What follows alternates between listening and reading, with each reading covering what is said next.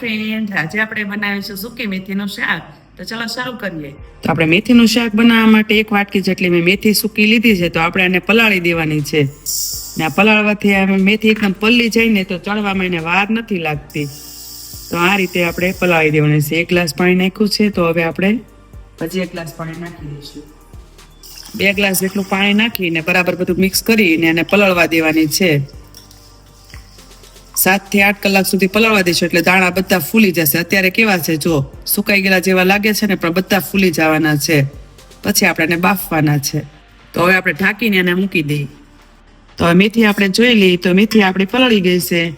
આ રીતે દાણો બધો ફૂલી ગયો છે. તો હવે આપણે એને બાફી લેવાની છે. આ પાણીમાં ધોઈ નાખવાની છે બરાબર. અને આ પાણી બધું કાઢી નાખવાનું છે, ગંદુ પાણી. તો હવે આપણે પાણી કાઢી લીધું છે. તો હવે આપણે કુકરમાં બાફા મૂકવાની છે. તો કુકરમાં બધી મેથી નાખી દેવાની છે. અને પછી આમાં આપણે 2 ગ્લાસ પાણી નાખીને મીઠું નાખીને પછી આપણે બાફવા મૂકી દેવાની છે. આ મેથીનું શાક શિયાળામાં બહુ સરસ લાગે છે ખાવા માટે. 1 ચમચી જેટલું મીઠું નાખીને આપણે બાફવા મૂકી દઈએ. તો હવે કુકરને આપણે બંધ કરી લેવાનું છે. મેથી બફાવા મૂકી દીધી છે. તો 7-8 સીટી થવા દેવાની છે આને આપણે હવે. તો હવે આપણે મેથી બફાઈ ગઈ છે કે જોઈ લઈએ આપણે કુકર ખોલીને.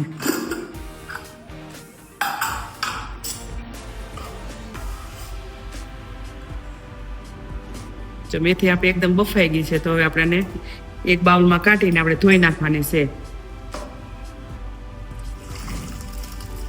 આ મેથી ધોતી વખતે એને બરાબર ઘસીને 2 હાથ ધોઈને આખેથી જ્યારે ધોઈને બરાબર બધા ફોતરા કાઢી નાખવાના છે. હું તમને હમણાં બતાવું છું કઈ રીતે ધોવાની છે. તો આ મેથીને બધા રીતે હળવે હાથે ચોળીને બધા ફોતરા કાઢીને બરાબર ધોઈ નાખવાની છે. એટલે આ મેથીનું શાક છે ને કડવું ઓછું લાગે, જરાક બહુ કડવું જ નહીં લાગે. હવે આ બધી જ મેથીને ફોતરા કાઢી નાખવાના છે. આ 3-4 વાર બધું પાણી બદલાવતું જવાનું ને ધોતું જવાનું. મેથી આપણી ધોવાઈ ગઈ છે. તેનો આપણે વઘાર કરવાનો છે. તો મસાલાનો આપણે તૈયારી કરીએ. હવે મસાલો કરવા માટે 1 વાટકી લીધી છે ને એમાં આપણે 1/2 ચમચી જેટલું મીઠું લીધું છે, 1/2 ચમચી હળદર પાવડર, 1 ચમચી લસણ વાળું ખાંડેલું મરચું લીધું છે. આ બધું એકવાર મિક્સ કરી દીધું છે આને. તો હવે ગેસ ચાલુ કરીને તવી ગરમ કરવા મૂકી દીધી છે. તો એમાં 4-5 પાવડા જેટલું તેલ મૂકવાનું છે આપણે ગરમ કરવા. શાક વઘાર કરવાનો છે ને આપણે એના માટે. તેલ આપણું બરાબર ગરમ થવા દેવાનું છે પહેલા. તો તેલ આપણું ગરમ થઈ ગયું છે. તો 1 ગાંઠિયા જેટલું લસણ ફોલીને મેં એને નાના ટુકડા કરી નાખ્યા.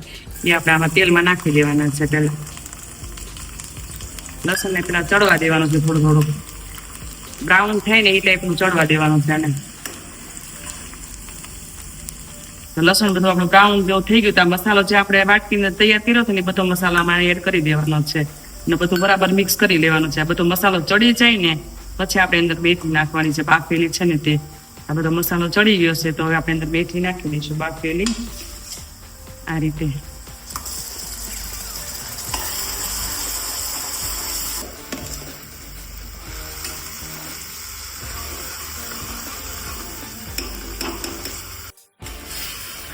આ બધું બરાબર ચડવા દેવાનું. તેલ ઉપર આવે ને ત્યાં સુધી ચડવા દેવાનું છે આને.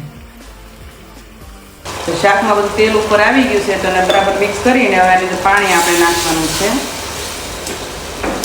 1 ગ્લાસ જેટલું પાણી નાખી દેવાનું છે આમાં. અને બધું બરાબર હલાવી અને મિક્સ થઈને પછી એને ઉકળવા દેવાનું છે. અને આને અંદર ખાંડ નાખવાની છે આપણે. 1 ચમચી જેટલી ખાંડ નાખી દેવાની છે એટલે કડવું ન લાગે શાક બિલકુલ. તો ચડવા દેવા માટે ઢાંકી દઈશું. તો 2 મિનિટ માટે ચડવા દઈશું. તો 2 મિનિટ થઈ ગઈ છે. તો આપણે શાક ખોલીને જોઈ લઈએ. શાક બરાબર આપણું ચડી ગયું ને ઉકળી ગયું છે બરાબર. તો હવે આપણે આને ગેસ બંધ કરીને નીચે ઉતારી લેવાનું છે. તો હવે શાક આપણે ઉતારી નાખ્યું છે. તો એની પર થોડા ધાણા આપણે સ્પ્રિંકલ કરી લઈએ આપણે એને. અને તમને આજે મેથીના શાકનો વિડીયો જોવો ગમ્યો હોય તો લાઈક કરો, શેર કરો અને સબસ્ક્રાઈબ કરજો. અને કમેન્ટમાં કહેજો આ મેથીનું શાક કેવું લાગ્યું તમને.